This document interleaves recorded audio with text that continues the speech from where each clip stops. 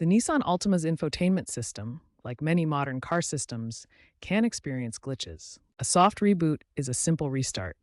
Hold the power button for 5 to 10 seconds to clear temporary glitches. A factory reset restores the system to original settings. Access it through the Settings menu under System or Factory Reset, often requiring the default PIN like 1234.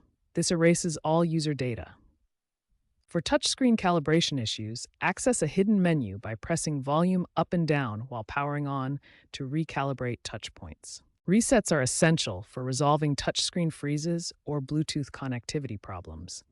Always perform them when the vehicle is parked and off. And remember, a factory reset will erase all user data. For minor problems, start with a soft reboot by holding the power button for 5 to 10 seconds or cycling the ignition. This clears temporary glitches without erasing data. If soft reboot doesn't work, perform a factory reset through the Settings menu under System or Factory Reset. This wipes user data and restores original settings. Use PIN 1234 if required. For touchscreen issues, access a hidden calibration menu by pressing volume buttons while powering on.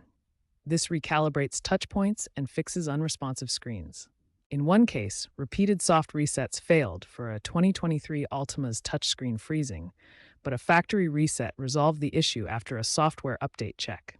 For navigation crashes, dealers perform a full system flash combining reset with hardware diagnostics to address deeper issues. Experts recommend soft reboots for quick fixes and factory resets only as a last resort to avoid data loss.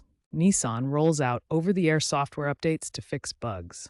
Ensure your system is updated via the Settings menu. Check firmware versions in the About section of Settings to confirm you're on the latest software. If DIY methods fail, visit a dealership for professional help. Underlying hardware or software issues may require expert intervention.